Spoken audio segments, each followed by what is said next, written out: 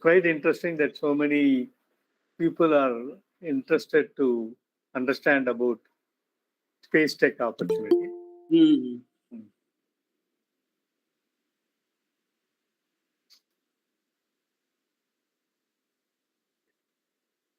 Okay. So we'll wait for a few minutes, then we'll.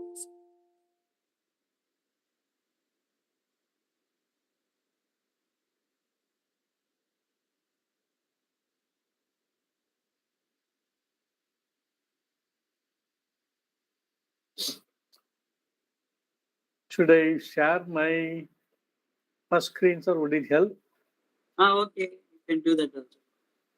Yes.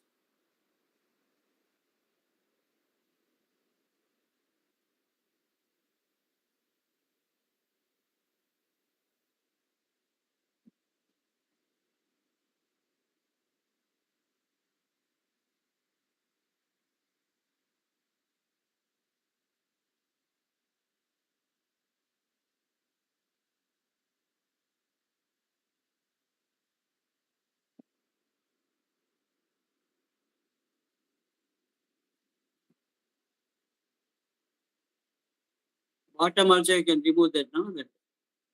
That What is that, sir? You want bottom to? message. Bottom message also.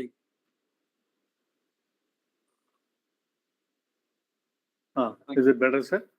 Yeah. Now the full screen is visible. Otherwise, that message will be overriding. No? Correct.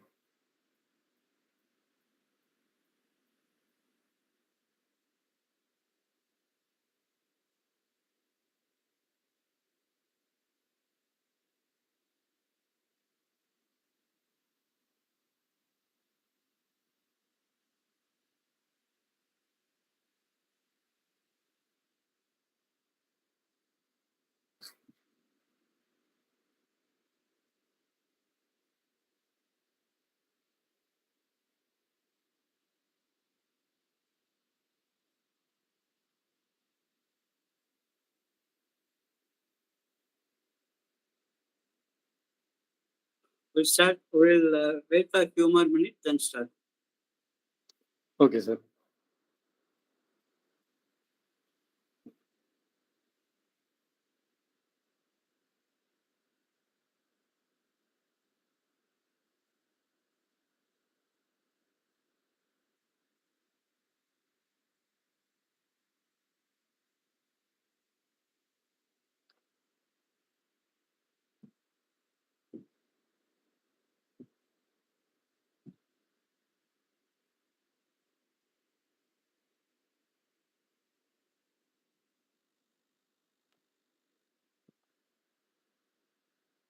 Yes, please. You can go ahead. Did you ask me, or is it a question for somebody else?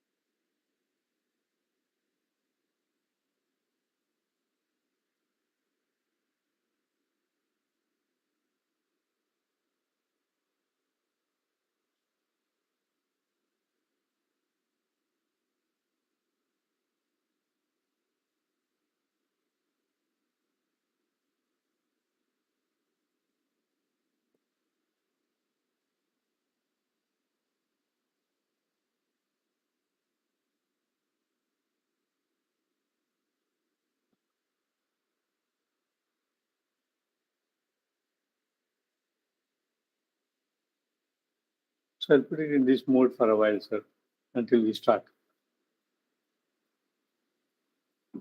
I think you are on mute, sir. I'm not able to hear you. Now you can keep the first slide on, Oh, your title slide. okay.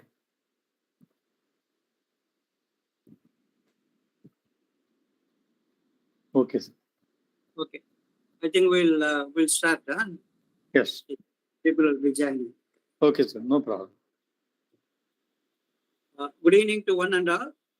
On behalf of the organizing units, IEEE Computer Society, ACM, and Computer Society of India, I extend a warm welcome on this rainy day. Basically, at Chennai, it is raining.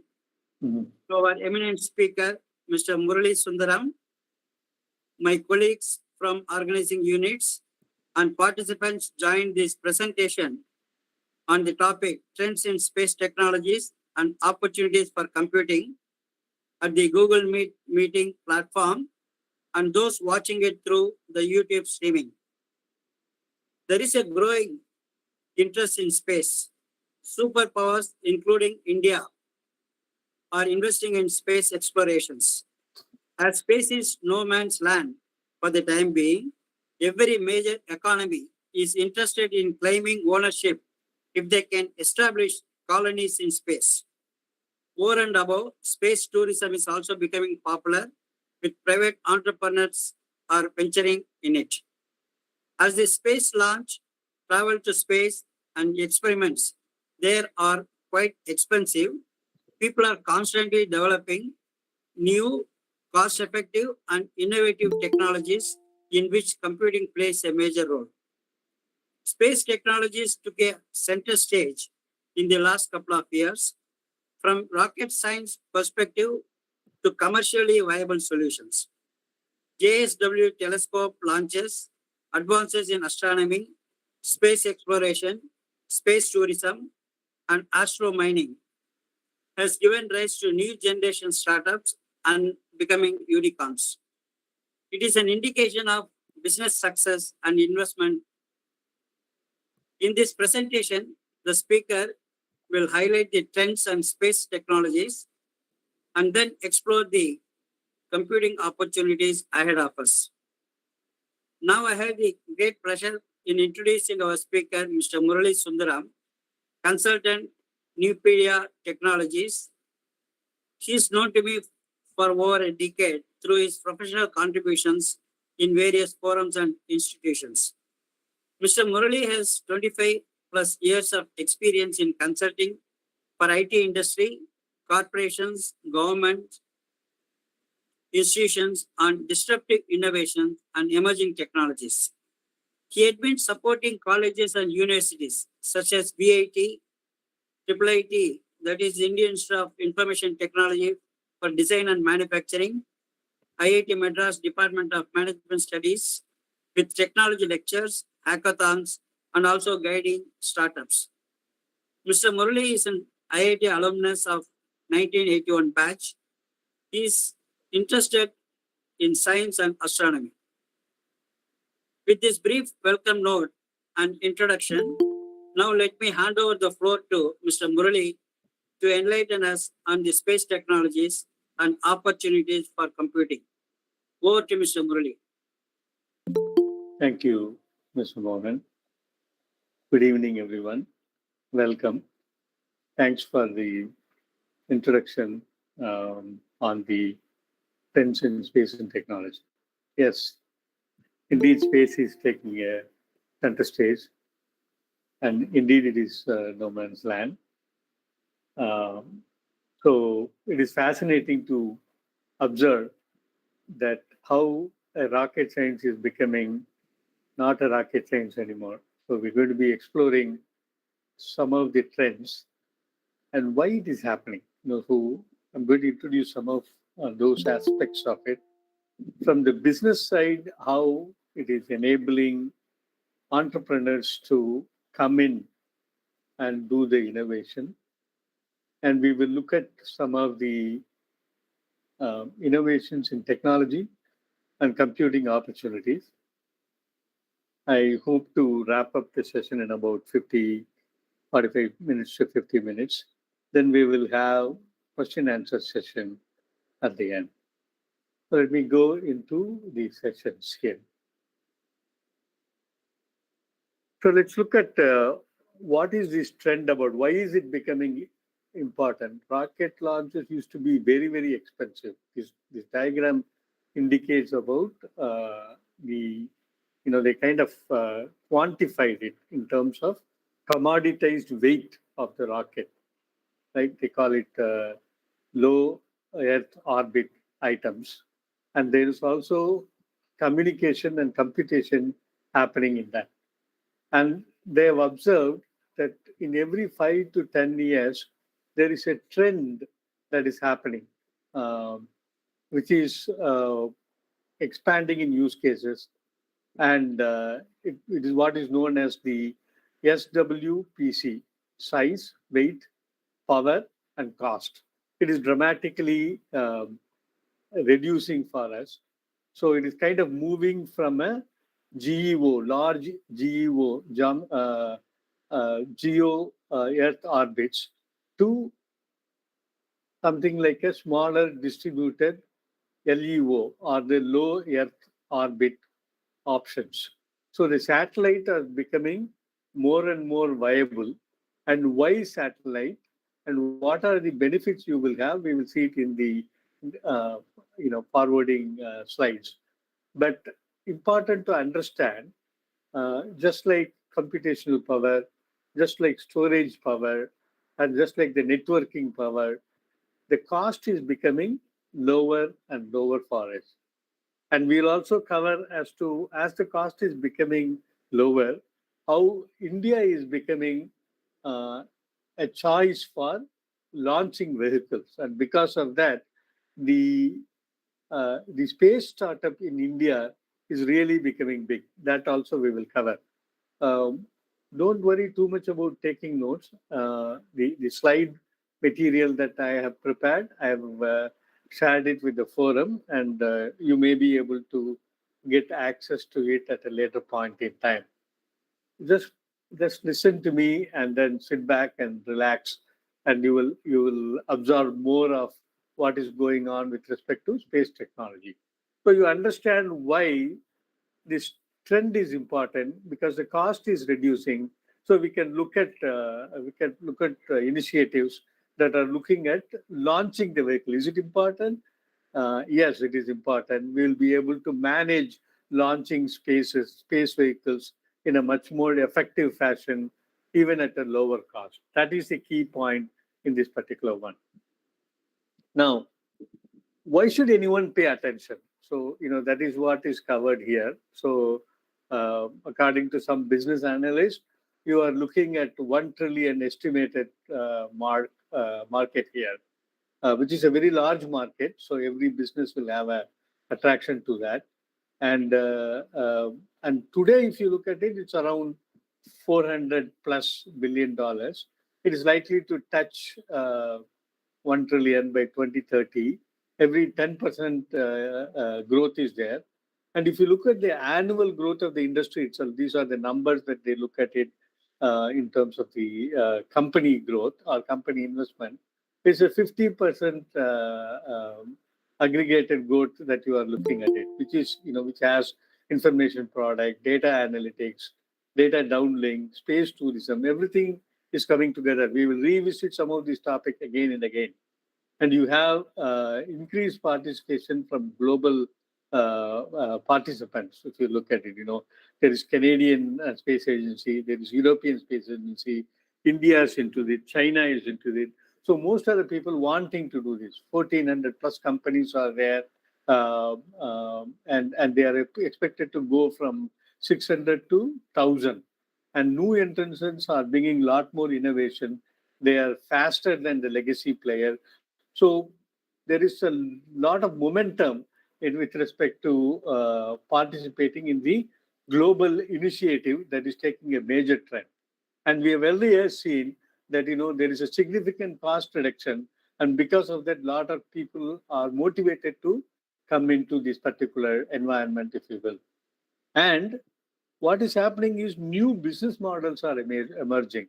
There's a term called vertical integration.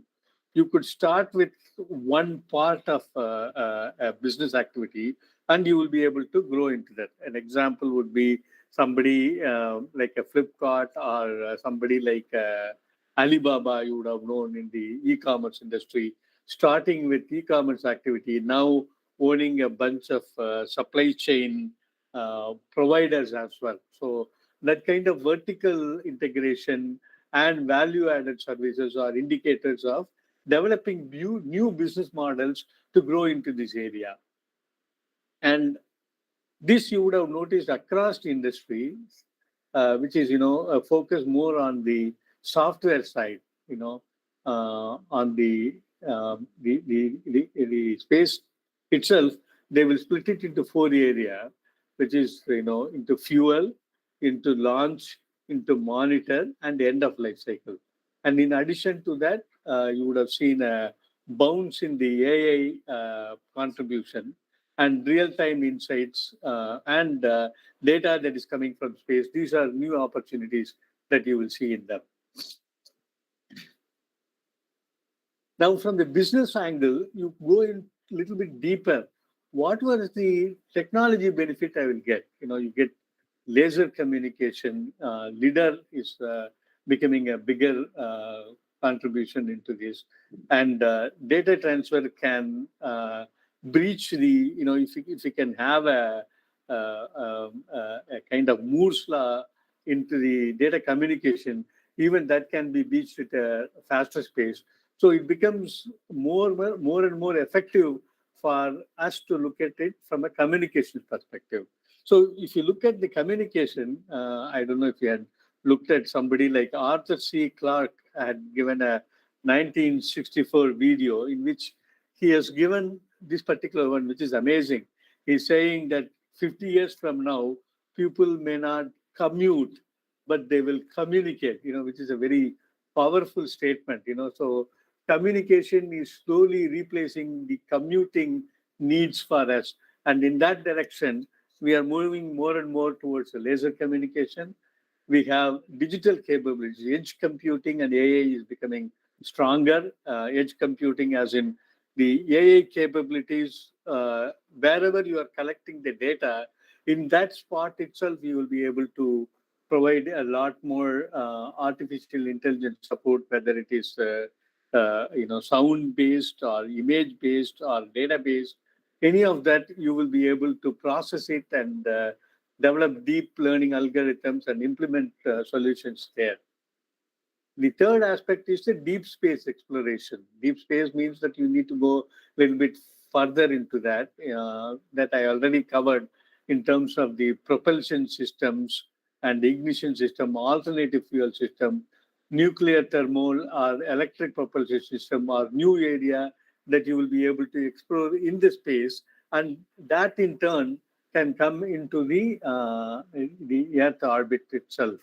And many of the deep space exploration are in R&D, and slowly it will come into play in exploration as well.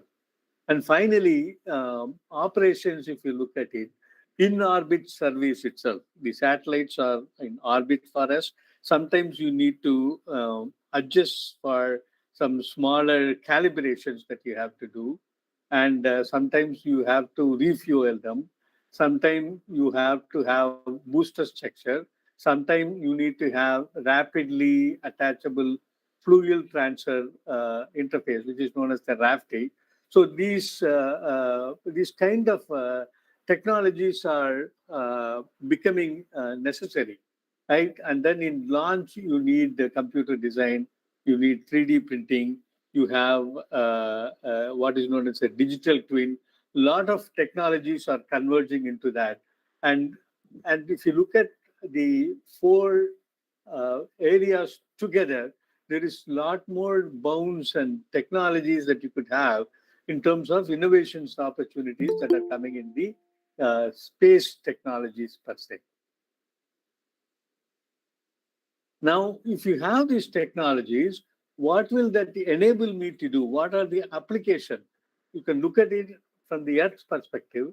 We will look at it from the space perspective a little bit later. So you could do the commercial forestry, like inventory and mapping application, reconnaissance mapping, environmental monitoring. That you will be able to do it from the space using the LEOs or GEOs that we already talked about, and the land and the cover using either routing, even the logistics, any seismic activities. Sometimes you do it from the earth and the sea level observations. Sometimes it's useful to do it from the space. So all of them is becoming possible for us. Urban expansion, resource extraction, all of them are becoming new area in which we'll be able to observe, and we'll be able to develop applications on that. And oceans and coastal monitoring, some of the oceans receding or oceans expanding, all these activity you will be able to track on them. Hydrology, geology, sea and ice movement with respect to detection, tracking, navigation, these are becoming important environmental observation that we have to do in terms of observing the health metrics of Earth itself. So it becomes an important one. From the agriculture, you could do the crop type classification, condition assessment, yield estimation. All of them you will be able to do it from the space itself. So these are all becoming investment opportunities for commodities like rice and chocolates, coffee plantation. A lot of them are depending on the metrics that are coming from observed. So it becomes a evidence-based data that is collected and evidence-based observation that we are making. And of course, last one is the mapping, planimetry, surface geometry, digital elevation model, baseline thematic thematic topographic mapping. All of them are converging together, and you will see that many of them, even as a tool that we frequently use, even in Google Map, you are seeing that these are all adding value to the visualization, if you will. Now let's go into the space. So you talked about what is happening in the Earth. So what are the benefit I will get in the space? One thing that may look a little bit outrageous for now, I would say like Arthur Clarke, 50 years from now, this will become a very ordinary one. Now it may look very outrageous or just not possible or wild imagination and things like that, right? AI applications in space and advance in power transmission, right? Space economy will emerge as a separate one. And in space economy, space mining will become an important one, mining the asteroid. Already there is a program called in NASA, there is an asteroid called Psyche, which is between Mars and Jupiter, which has a lot of the rare earths that are there in that particular one. And they have already estimated, there is a World Economic Report on that. It is supposed to be several trillion, quadrillion dollars worth. So they are planning a space mission on that to go there, mine it, and come back. It's supposed to be on 2023. It's supposed to launch 2029. It's supposed to land in that space. So some of these aspects of astromining and looking for materials and minerals that is outside the Earth will become a new way of exploration for new materials, if you will. So that is presenting a new opportunity. In one of the news item, especially about the Psyche astromining, somebody has mentioned it can make every citizen on Earth a billionaire. That level of empowerment is there with respect to space astromining, if you will. The second one is we have several satellites. We have several space mission. We have ISS. We have JWST. So all of them needs construction corrections. And there was also a program that was running on this one, in JWST, when they were launching, they were having a lot of hiccups. Even in the Ariane 5, there are a lot of hiccups. So they're debating, is it better to manufacture in Earth and launch, or is it better to manufacture in space itself? To manufacture in space, you have something known as Lagrange points, where you have a very less gravitational impact. So Lagrange point should have this space station where you could be having manufacturing happening in space itself. That's potentially a good option that you could have. And then in orbit power generation, that is, solar power you will be able to do. You will be able to offset emission to the Earth. Several innovations that is likely happening in the in-orbit power generation. And the cellular activity is with respect to mission that will development of infrastructure on the surface and in orbit. What are the innovation that you will be able to do is something that you will be able to actively pursue. And the final interesting one is the commercial tourism. We are already seeing Amazon entering into this in Blue Orbit, I think is the company name. And then this one is also Virgin Atlantic is also into this, NASA into this, SpaceX into this. Several commercial tourism operators are there. So people would want to travel into space and come back. So that is a space opportunity, space tourism opportunity. In future, people could really have honeymoon. That means, you could have a hotel in the moon and people could stay there and come back. That is also definitely a possibility. These are probably on the vanity or the indulging side, but it is still a possibility for people to look at it and spend money on that. So that becomes an opportunity for us to develop the technology, if you will. Right? Now, I'm going to take a little bit of a detour and talk about a project that has inspired so many people. This is JWST telescope. This is James Webb telescope, which is about 10 tons in weight.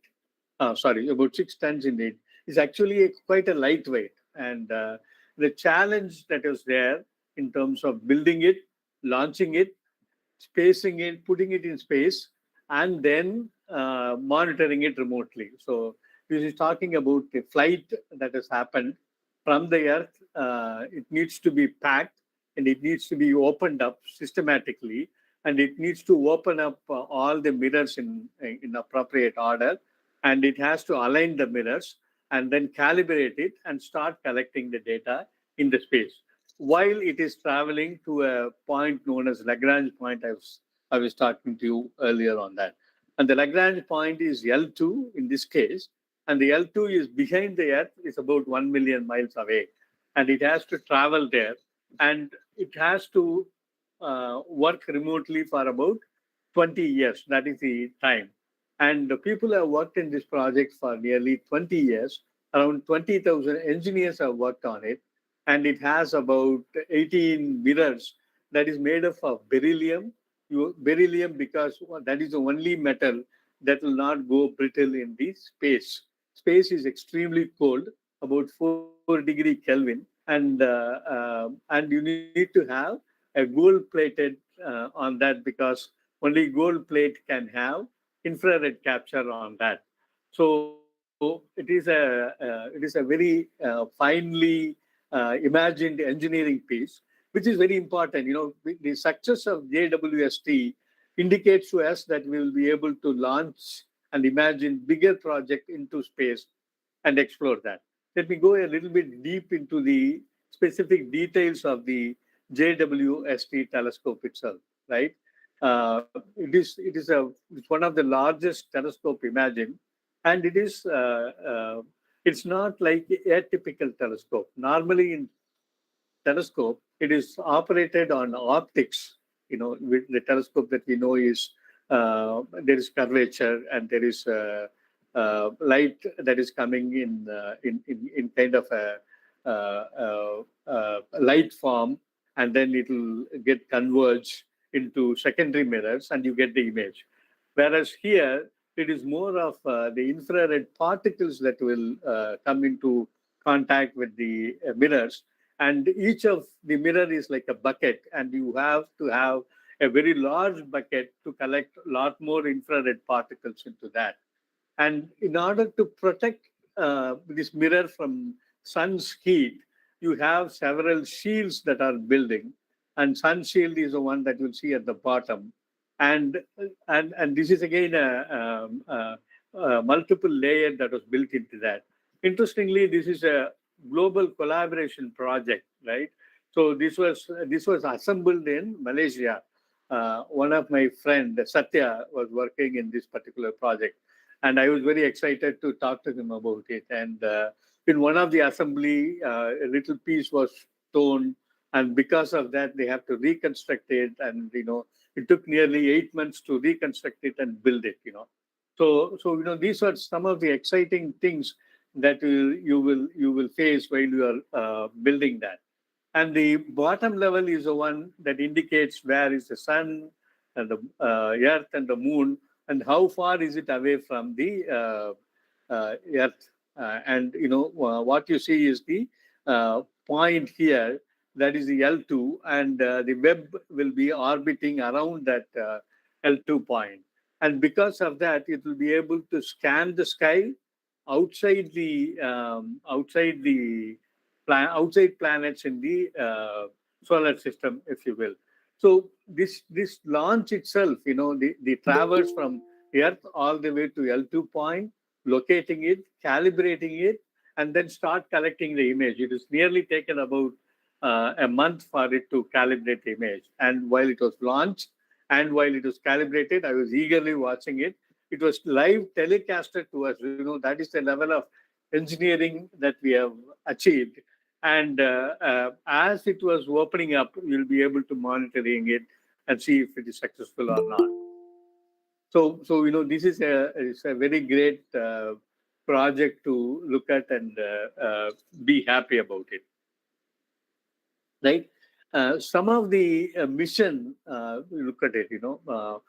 The idea is to measure the planetary system and investigate potential life in distant planets, and then observe the formation of the star and the evolution of the galaxies. At the time of Big Bang, which is about 13 billion years ago, there were galaxies. We have some models for it. Is it valid or not? We have to figure it out. And NASA's mission was, in one of the earlier ones, they've said that we can look at space itself as a laboratory and identify the data, and then try to validate some of our theories, and that is what is happening. And then search for the galaxies formed in the earlier universe, and it is done that. So in all these things, what will happen is we will capture the data from the faraway galaxies. And interestingly, there are many suns out there, and then many solar systems similar to solar systems out there. And there are planets that are there. And they've identified these planets, and these are called exoplanets. And that's what we're going to see that. All of this is where you collect data and you analyze it. That's where these computing opportunities are coming. This is captured by the NIRISS camera. And what will happen is when the planet goes across the sun, there is the sunlight that we are getting, there will be a dimness in that. And the dimness can be recorded. And when the starlight is blocked, that means there is a planet out there. And it can be captured. And its spectrography analysis can give us insight about what kind of elements that are there. If there is element, is there water? If there is water, is there life possible? Those kind of details we can get, and that is where you see this kind of similar to our Earth. If you find another planet holding it, then by studying the spectrography pattern, you will be able to figure out whether it has ozone, whether it has water, whether it has methane, carbon dioxide, methane. those kind of mid-infrared patterns, you will be able to identify it and you will be able to figure out. And very interestingly, what has happened is, in so far, we have observed 5,000 plus exoplanets in our observable universe. That is a tremendous amount of exoplanets we have identified. And we have identified something known as the Kepler group of planets, which is very similar to Earth, which is supposed to hold life. We are exploring that, which is about 67 light years away. So those are incredibly imagining options that we have, right? So much for the a little bit of detour into the space, into the galaxies, into stars, into exoplanets and things like that. So now let us come back to Earth and let us see what kind of businesses and startups that are happening there. Excuse me.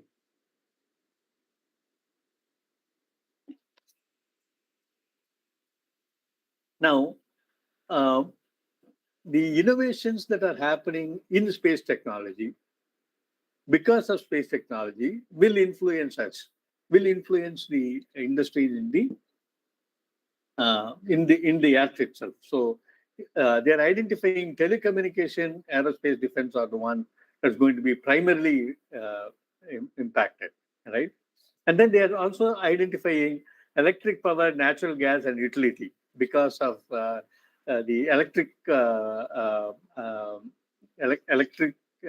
options that we are getting, monitoring methane emission, informing development of sustainable energy services, providing imagery of mining sites. These are additional one that is going to, because of space technology, is going to impact that.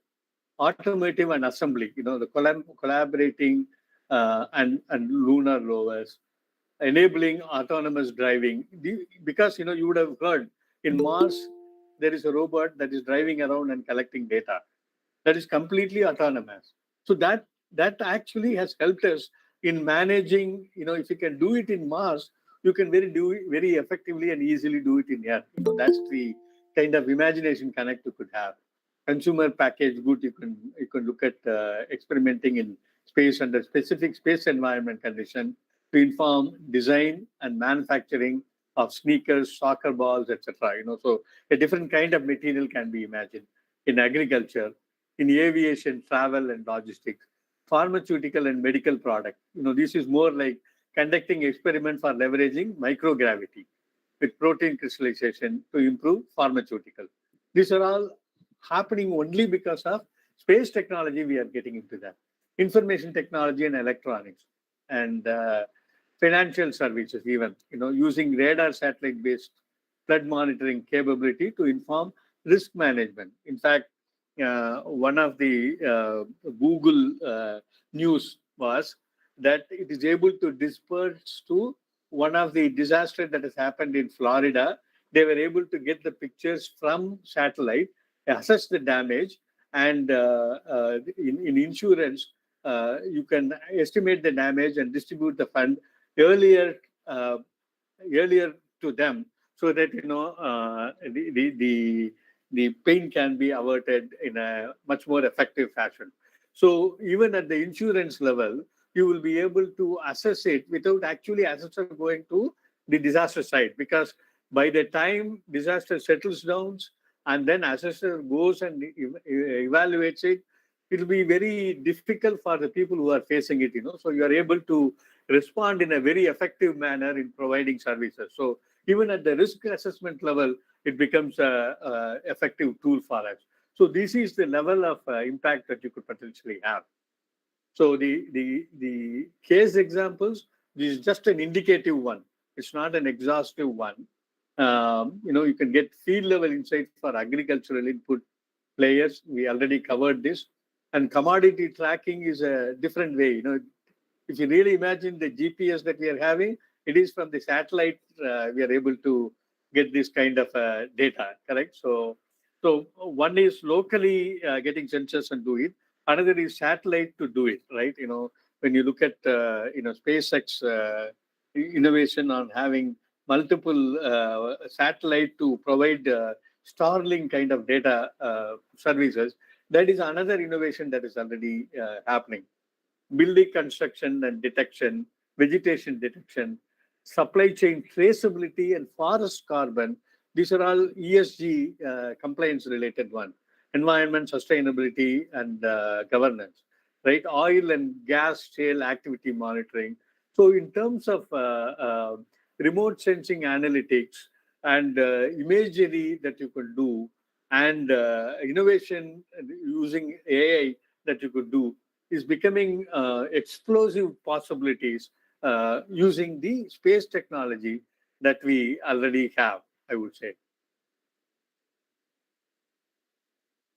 So the next one is the analytics. So I'm going by what are the technologies that are influencing, right? So it is a strategic analytic agency. It is doing several things: space exploration, space flight, space medicine, satellites tech industry. Because, 40, 50 years from now, we will be sending humanities into space station, perhaps into planets. That means that, we need to understand more about the life, the medicine, the microorganism in a detailed fashion. So bioinformatics, materials, everything, and its impact in space, because in space, it's a very harsh environment. How do you deal with that is becoming very, very important. So maintaining and profiling of the companies is tracked here, and the government agencies are based on innovation potential for business activity and providing consulting analytics services for space technology industry. There are several companies that are out there which is focusing on collecting the data from space that is going, whether it is low Earth orbit related space, or something like, the JWST is on an average is giving about 17 gigs of data for us. Now imagine that. And we have 3 or 4 experts, astrophysics experts in India. Prajwal Sastry is one of the stalwarts. She is out in Bangalore. There is an expert in Pune Institute, PIFR. He's an exoplanet expert. There's an expert in Kerala, Dr. Jessie. She is an expert in gravitational lens. That is a interesting concept that because of gravity, the light itself is bending. So some of the pictures that we are getting from JWST, there will be arc instead of a spot. That means that on the flight of that particular light, there is a gravitational lens that is there. And if you are able to identify the space, we can analyze the characteristic of that gravitational space. There are some extremely exciting possibilities that are out there. So those kind of data too is coming into this. Many data that is collected in JWST is coming to ESA, European Space Agency, Canadian Space Agency, NASA, North Atlantic, South America, and India, and a lot of people are processing it. So those technologies and analytics is the one that I want to identify and call out here. When you find time, take a look at it. It's a fascinating area. Now, AIML opportunities are I would say, put it this way, that normally when you look at technology, people are afraid of technology and automation, and they will say, would it take job away? Would people be jobless? And what about the economy? There are so many apprehensions are there. But if you explode into space, and if you look at the job opportunities, I would say, rather than job opportunity, you look at it from work that needs to be done. All the people in the planet, even if you take 7.2 billion people, are not enough to do that. So I'm just focusing on AML alone. About a year back, I would say, there was the first attempted image of the black hole, and this was done by Event Horizon Telescope. And Event Horizon Telescope is converting the whole Earth into a kind of a telescope. And there are 6 radio telescope placed at different parts of the Earth. One in North America, one in Japan, one in London, and one couple of them in Arctic and Antarctica. So these are different pieces that are collecting information. If you can imagine different glass pieces having different images, and as a jigsaw puzzle, you put them together, you get the whole picture. That kind of a activity they have done using the AML framework, using deep learning, neural network, image collation together, and they have some incredible images that are produced around that. That is one. These are all example. AI-based assistant and robots are already there in space for us. All the space navigation that we are doing, whether it is launch into moon, launch into Mars, several probes that we are sending, a probe to deflect the asteroid that we recently did. All of them are intelligent navigation system. They are using, for the flight and the navigation, they are using AI and ML. The Kepler type exoplanets that I already talked about, that is again using intent AML framework and space debris solution. We have launched several satellites into that. Some of them are earlier, some of them are left there. So now we are into this kind of a responsible launch that we need to do. Responsible launches that we need to do. So that means that debris collection that we have to do. So these are for this kind of activity. Again, you need to know the position of the debris. If you are to collect all the debris, come back to Earth. This kind of activity as well is AML opportunity. The next one is extremely interesting. I'll tell you, quantum opportunity. Now, see, right now there are 3 or 4 people who are actually doing quantum. For quantum, you need to be having sub-zero temperature to do that. D-Wave was one company that was there for a very long time. Xanada is another one that is coming up. Several ones are popping up, and people are using their services in the as a service mode, whether it is IBM or Microsoft, are all leveraging some of these labs conditions, right? So if it is 4 degree Kelvin, you need to create this subspace temperatures there. Now, if we go to space, it is actually naturally there.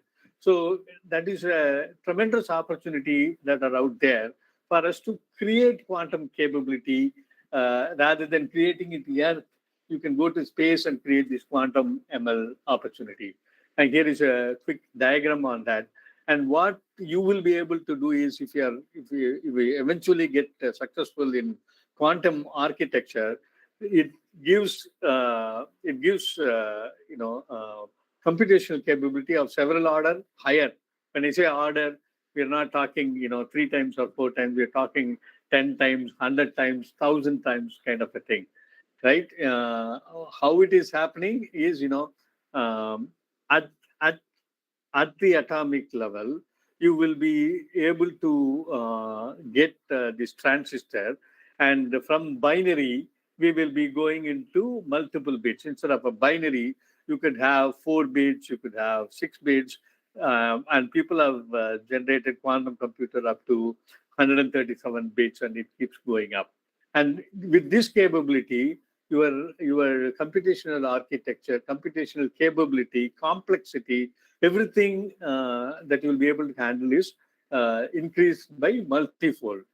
Storage, computational capability, networking capability, everything increases. That means, that you will have more computational power, and it becomes a new arena for us. So the entire Earth can have their data centers in space, if you will, probably 30, 40 years down the line, if you will. And let's come again, from outer space in the Earth will come lower to the ground level. These are some of the trends that are already happening, startups and innovations that are happening there. So miniature satellites are there. Advanced space manufacturing has already started. Asteroid mining is there. advanced communication is there, space traffic and transportation manufacturing is already happening.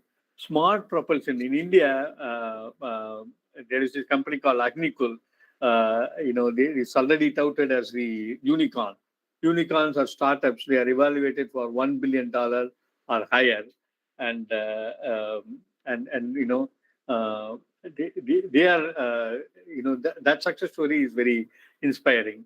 And space-based activity management, space mission, space mining, low Earth orbit satellites, and space data collection, and working on that. These are the things that are continuously innovating, and these are the top 10 trends. And there are about 2,000 plus companies that are out there innovating on a day-to-day basis, and that that momentum will help us to do more in this space, if you will. And this is the kind of diagram. It indicates, what percentage. If you want to start one, where do you want to do? You want to play in the larger ground, or you want to play in the niche ground is something that you can depend on that. And, miniaturized satellite, many people are working on that. Space manufacturing, advanced communication, space traffic, transportation, and management. These are something that we already saw. And lower percentage are in space data and LEO satellite, but there are a lot of things that are happening in that as well. And with respect to India, what they found is that Indian space mission are about 10 to 20 times cheaper than happening in the Western world. So many of the Western world are looking at India for launch capabilities and innovations related to that. So some of that we will see in a short while. But I want to look at the space startup market. If you look at it, they kind of split it into three layers and multiple sections. At the top, you have exploration, and in that you can look at natural resources and consumer tourism and interplanetary exploration, if you will. And then you have to come a little bit closer to Earth, and you have orbit-related activities. In that, you have research and development, and then satellite constellation and operation. You would have remembered that 15, 20 years back, there was this Iridium launched by Motorola. The Iridium is, I think, atomic number 68. They had 68 satellites that had this huge physical server that were going around the Earth, and they want to provide a satellite network on that. Nowadays, the same thing can be given in what is known as the FEM satellite, which is a very, very small, less than 2 inch by 2 inch in size. So those kind of innovation has really helped us to do more with respect to looking into Earth and looking outside the Earth into space. Those kind of possibilities are definitely is happening. So that is on the orbit side. And then launch and downstream, here is where that vertical integration related one, you can look at it. One is the communication and tracking. The second is the data analytics.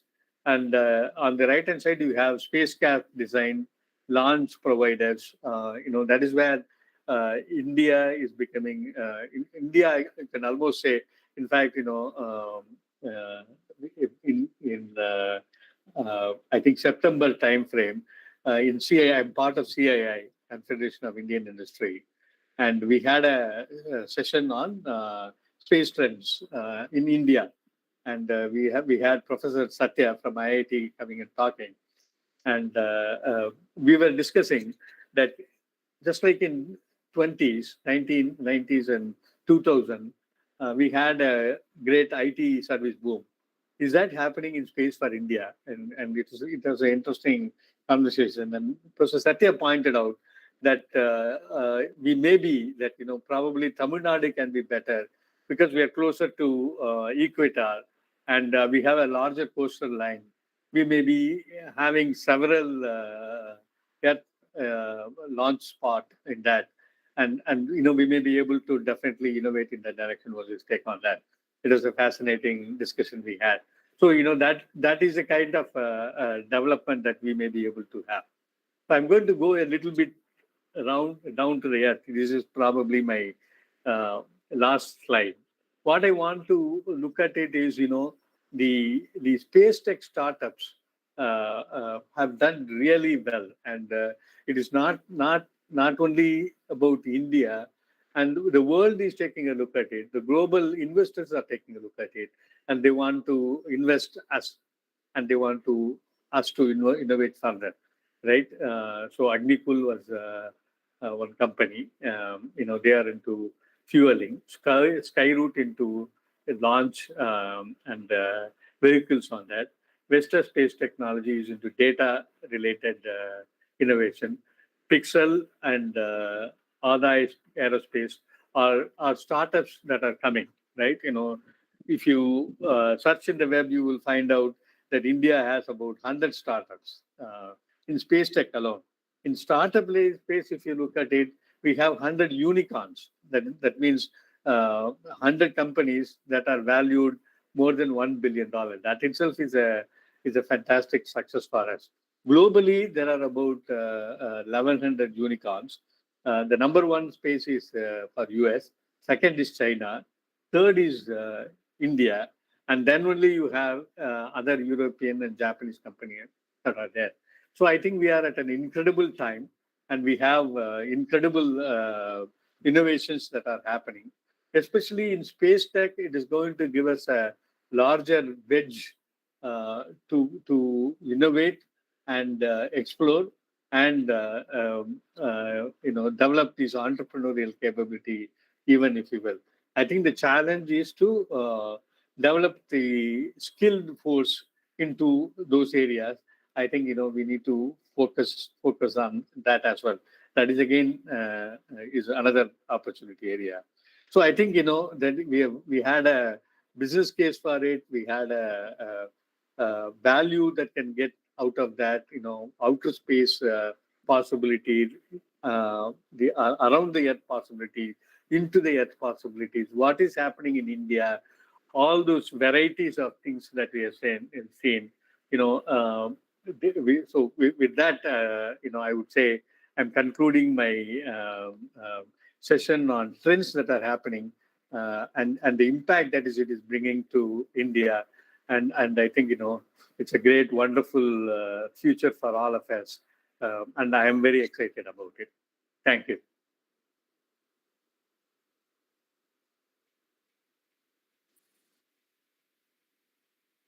Thank you, sir. Thank you for the wonderful session.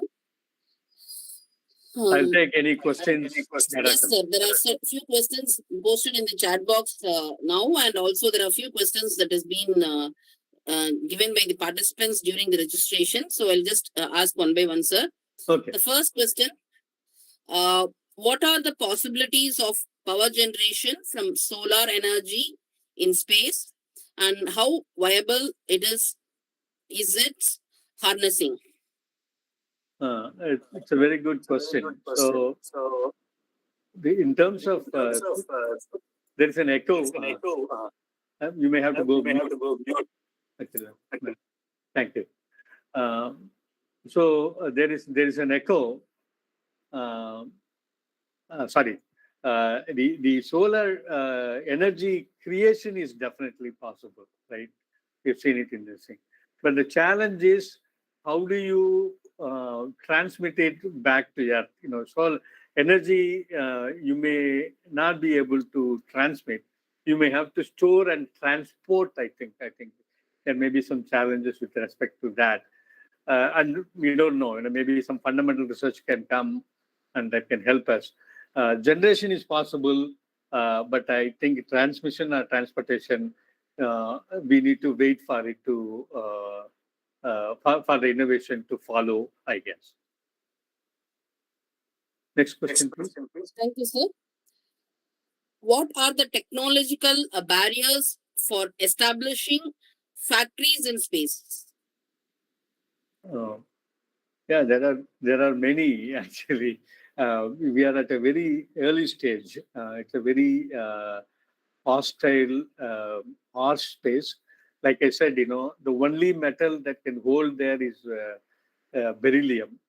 And, in order to get the factory operations coming up and going, I think, we need to do a lot more research.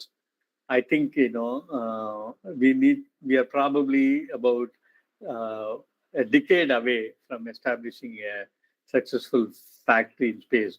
And the purpose of the factory may be to do launch or leverage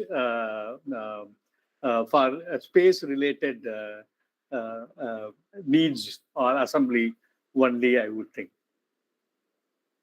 Thank you. Thank you, sir. Next question.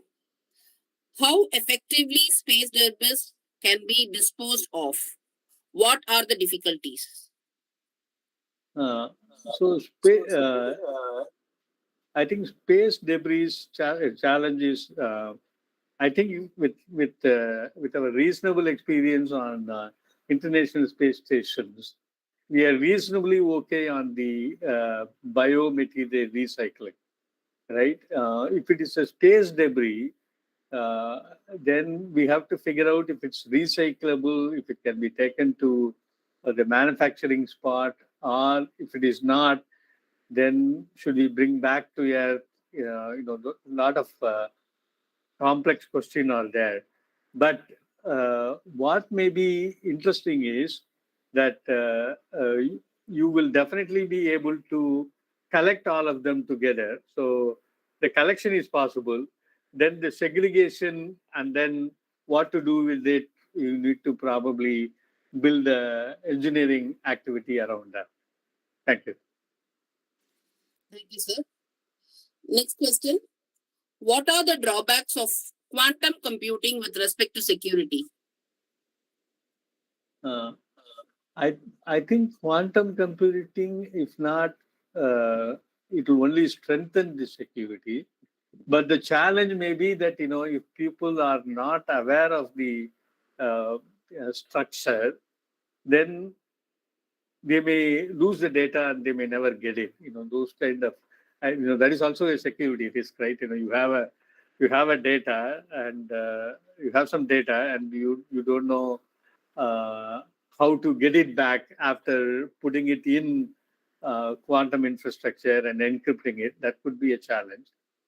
I think the challenge with the quantum computing is our approach itself. We need to be completely different. The traditional architecting for solution will not hold good. Actually, it has to be completely different. Normally in modernization, people will migrate from one system to the other system in a systematic manner. But in quantum, it will have to be a complete rewrite, I would say. We are a little bit far away from that. But I think with respect to security, I only see the upside, not necessarily the downside. Thank you, sir. Next question. What are the areas of research to be immediately concentrated in space technology? That will be a very broad brush. I think there are several opportunity area, and if you stress on the immediate part of it, then that's a tough question. It depends on I told you there are 4 areas. We have fuel innovation that we need to tackle, transport, remote operations, AI and ML, and then end of life cycles. There are several areas that are out there. I think we need to. Here is a lot of opportunities that are there. I would rather say that you focus on all of them because we have a lot of manpower. If you are able to train all of the people, you may be able to get considerable ground in terms of preparing an engineering force that is formidable rather than trying to focus 1 or 2, I would think. Thank you. Thank you, sir. Next question. How mathematics is important in space technology, especially in studying on black holes and wormholes? Okay. This is the question, sir. Okay. I'm not an expert in black holes or wormholes, but I'm an enthusiast. I have read about few things in space technology. uh, it is very complex. Let's take different type of engine. If you take cycle, it has a complexity of 0. If you take motorcycle, it may be a complexity of zero point 0.5. If you take an automobile, it may be 2 or 3. If you take an aeroplane engine, it may be a 10. If it is a rocket or a space related activity, it may be 100 or 200, right? You need a lot of understanding of mathematical principles, and should be able to are trained in operating machineries, and all the machineries are depending on the system. If you guys have seen something like 2001 Space Odyssey, that is the level of complexity we need to deal in reality, right? So so I think we need to go a little bit. Everybody need to go a little bit more deeper into maths. Even today, even if you want to learn AIML, you need maths. So they would say you have business, you have technology, you have maths. Most of the people probably have business and technology. People don't have maths at some level. I mean, they know how to use computer, they know how to use the algorithms, but what is happening inside that, sometimes you may be needing that. So we probably as a whole country need to put uh, lot more money into understand resources into understanding, developing mathematical skills, especially in the abstract mathematic level. Recently an Abel Prize was given to this lady Marianne, right? She's in Kiev, and the eight-dimensional sphere. How many of them can you pack? What level can you pack? What is the efficiency which you can pack? Those kind of things will look Greek and Latin to many of the people. We need to graduate to understand some of those concepts. I think we need to elevate our understanding of the mathematics at a citizen level. I would recommend. Thank you. Thank you, sir. Next question, sir. What can a UG or PG student do to make a career in space sector? Oh, there are several things that are there. I mean, any technology nowadays, you can always supplement it with it's become a bad word, but I would say internet. But let me be more specific. Something like a GitHub is there to support any of the project, right? You could look at OpenAI. You can look at Dream AI for imagination pictures. Uh, for every AI initiative, there is a open source initiative that are there. GPT-3 initiatives are there. CSA, ESA, and NASA has several data that is out there for the public to contribute. They have citizen project. I would say that that instead of jumping, you could look at it, and if you are a natural talent, you may be able to develop it. Or if you need some guidance, you at least just observe what is out there, learn a little bit, maybe document in terms of they need some documentation support, diagram support, do a little bit of help on that. And with that, you will be able to pick up, and then you'll be able to bloom into a bigger and good professional. It's also useful to figure out, if you can identify a mentor and develop your skills and interest along with that. Because if you look at the internet, it's a very vast area. There's a lot of material out there. You won't know which one to select, and get a direction for your career path or your interest. So go out there, explore, have a mentor, and have fun. Thank you. Thank you, sir. Next question. Role of deep learning methods in space technologies and research. Can you repeat the question, please? Role of deep learning methods in space technologies and research. It is already there. I would recommend you take a look at Event Horizon Telescope outcomes. So black hole you cannot see, and visualizing black hole is only a concept, right? How do you get to that, and how do you know what you've done is right? That those are fascinating questions. They've done it, and some of the exoplanet identification, chemical identification, spectrography identification, those are already explored area. And interestingly, in JWST itself, there are several cameras that are out there. I mean, even the curvature can be managed by remotely controlling the motors, if you will. So they are sending a lot of picture on a day-to-day basis. You could look at it and look at available citizen project, and then start looking at it in terms of understanding it, contributing it, and developing it. Those are for people who are enthusiastic, if you will, on that. Thank you. Thank you, sir. Want to know, the next question, want to know about the software related to space technology. So space again is a very vast area. I mean, even as there are sites for astronomically tracking objects. On a day-to-day basis. Today evening, you can see Jupiter, Mars, and Moon together. You will be able to see it with naked eye. And if you have a telescope, it's even better, right? And most of the, there is an app. There are not one app, several apps that are there that will help you to look at some of those celestial objects, if you will. You can look at the stars. You can look at the Milky Way. Several things you will be able to do. Today you may not be able to do because it's raining outside. It's a cloudy day. On a clear day, you will be able to do. In city, it is tough because you have light pollution. You go to a place like Kavalur, you may be able to do it. So, several sites and things are there. If you want, DM me, as in direct message me. I can point you at some of these things. I given my email contact. You can reach out to me. No problem. Thank you. Thank you, sir. One last interesting question. How to get a job in NASA in space technologies?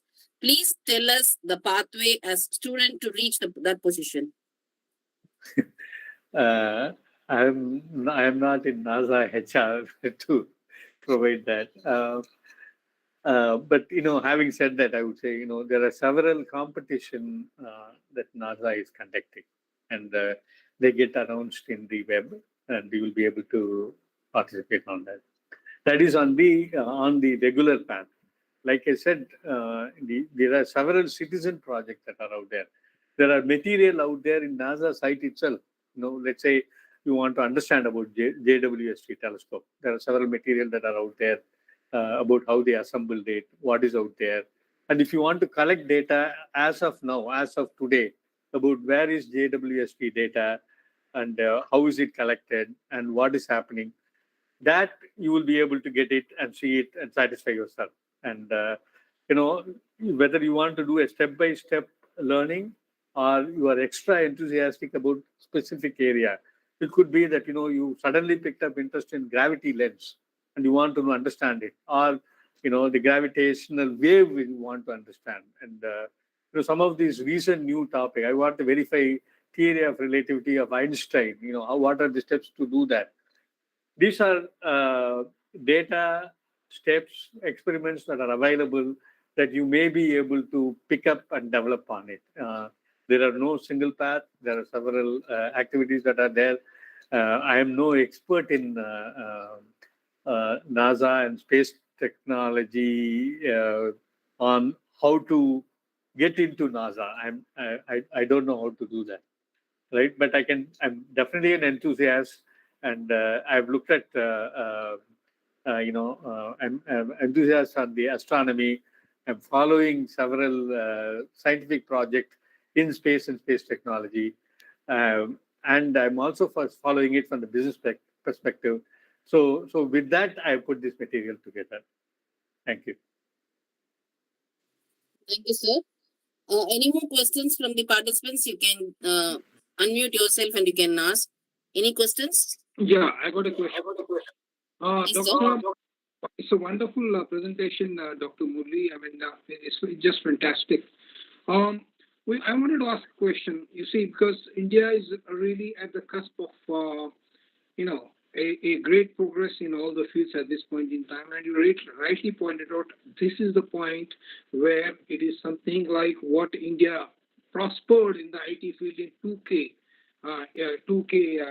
the juncture. The same spot is now as far as the space is concerned. So, sir, in brief, could you tell what steps the government could take, the corporate sector could take, and the startups could take, so that in harmony they could propel India as a superpower in the space exploration? Okay, sir. Thank you for the question. Thank you for having the confidence in me. I mean, I am no policy expert actually. People are already doing it, I guess. Government or startups. I was telling you about Professor Satya. He's already has been an inspiration for starting 10 plus startups. All the 4 areas that I talked about is, he's an expert. And if you bring him on, he will give you more fascinating information about what India is already doing. Another thing I wanted to probably share, and I forgot, is there's this forum called NPTEL. NPTEL has several space programs, space courses that are out there, and anybody who is interested will be able to pick up on that. Those are some of the things that an individual can do. Startups are already doing it already. 100 startup in space is something phenomenal. If they are able to succeed, I think our level where we are will be something extraordinary. I would think government is also doing that.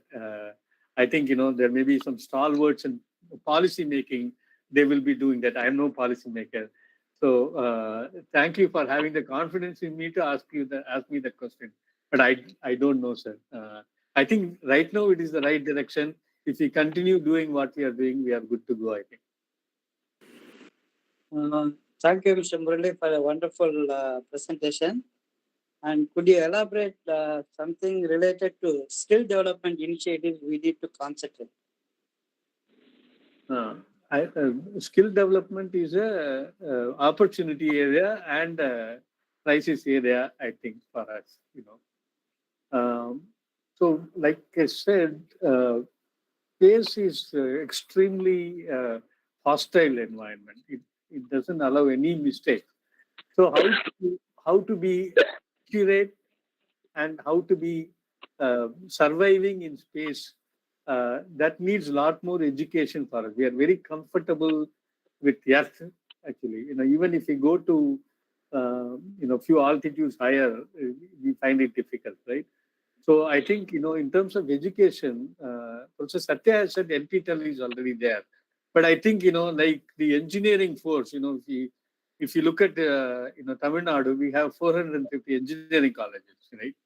And throughout India, I think we have the capability of easily producing 200,000 plus engineers, right? So can we have some kind of an interlace program in which space technology is introduced to everybody in some manner, either as a science or an art or an engineering or as a humanities? I don't know which way to do that. I think lot more experts brainstorming will bring some more interesting point around that. I think that will be the step in the right direction to pass it on to the younger generation, that how to survive in space. I know that point will be very useful, I think. Otherwise, I think we are making sufficient progress in that area. Thank you, sir. See, in the area of IT, we are able to scale up. But unfortunately, our education system, not so many institutions, offering space related, even the basic aeronautical engineering. So that's the reason, I was asking whether are we in a position to take up the challenge or opportunity. That's what. Interesting question, sir. But if you really look at the flight or the history of how IT innovation has happened, not that everybody studied IT, right? Not that everybody studied communications as well, right? Many of the people, if you are an engineer, the IT services company were confident that you can be trained into an IT service resource. So with that, I think they were able to get fruits out of a normal engineer. If he or she is logically thinking, he or she can be trained is an approach. So something like that, some core cross-discipline capability, if you are able to build, then you will be able to say that that you will be able to empowering the students in an effective manner. You don't have to have aerospace or aeronautics or space technology as a separate one. That will be difficult to this thing. But I would say that the space technology company which are scaling up, they have to look at it more from a engineering perspective for this kind of activity, how a person can be trained, because we have the technology in our side to support that in terms of scaling up scaling up the training. So let's say something like launch related fuel options, what are there, or controls that they have to do during the flight of the space flights, or in the space station, what they have to do. These kind of things, I believe that that with the right education that you have, core education that we have, anybody will be able to pick up. We have to reach to that level, sir. I hope I'm making sense. I think that is understandable, but only thing is there's a slightly long drawn process by Okay. which whether we'll be able to seize the opportunity. That's what I was a bit concerned. That is. Okay, sir. Understood. Thank you. Thank you. Any other questions, sir? Well, thank you for making it very interactive. I really enjoyed it. Appreciate it. Any other question? Akila, if there are no questions, yeah, Yes, sir. you can. Yes, sir. Thank you for giving me the opportunity to propose the vote of thanks. I would like to thank our resource person, Mr. Murali Sundaram, sir, consultant Npedia Technologies, for his very informative session, and in particular, the very interactive Q&A session. I would like to especially thank all the organizing units, ACM Chennai, IEEE Madras, and CSI Chennai. I would like to especially thank Mr. H.R. Mohan, sir, Chair Events, IEEE Madras, Dr. P. Sakthivel, Chair ACM and IEEE Madras, and Mr. T.V. Kamalakkannan, Chair CSI Chennai. I would like to thank also Mr. P.V. Subramaniam, sir, past Chair CSI Chennai, and Dr. R. Parameshwari, MC member CSI Chennai chapter, for their support. Last but not the least, I thank all the active participants for their patient listening throughout the session, and asking very fruitful questions to the speaker and getting it clarified. Thank you. Good night to all. Thank you. Thank you. Akila, can you make some announcement about the forthcoming program?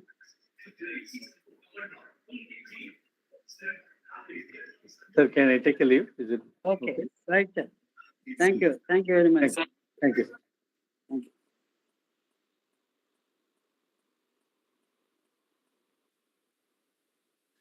One minute, sir. Huh? Okay. Close. 1 minute, sir. I'll just.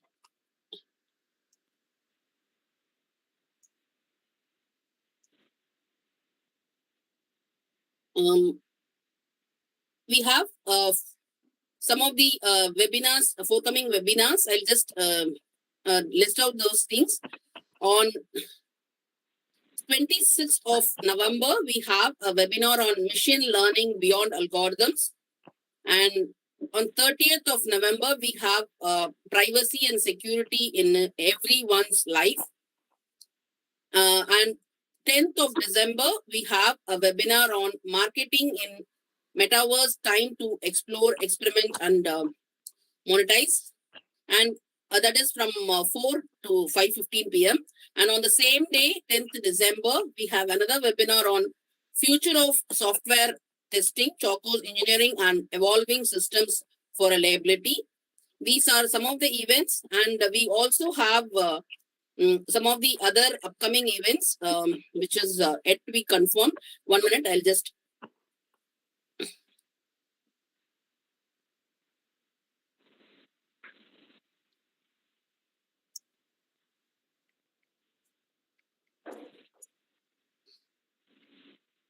And some of the other events we have.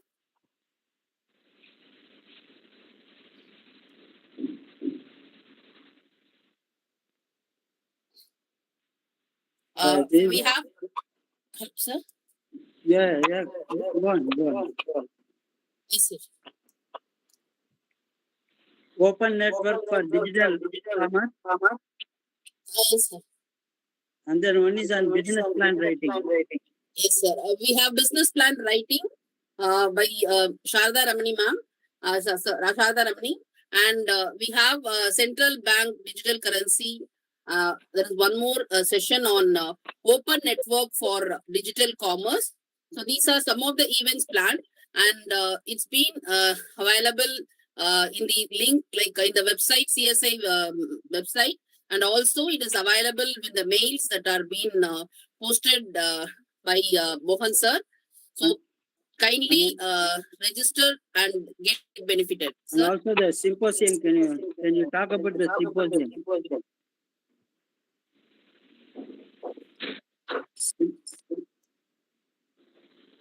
yes, sir.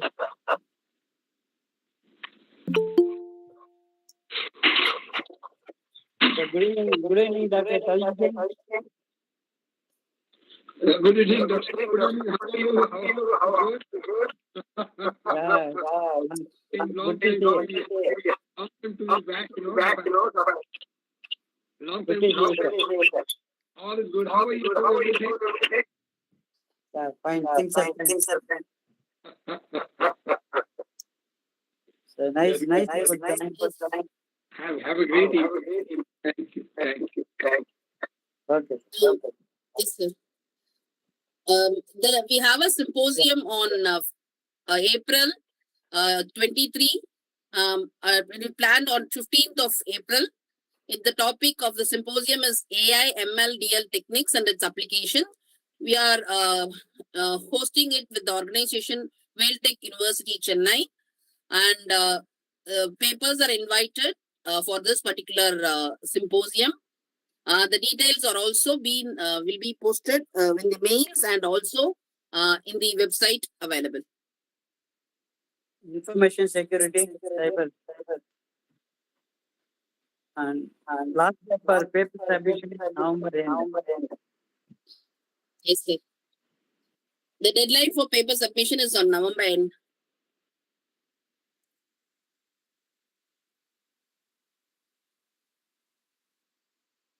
Thank you, sir. Okay, thank you, madam. Thank you, sir. Yeah. Thank you, sir. Thank you, ma'am.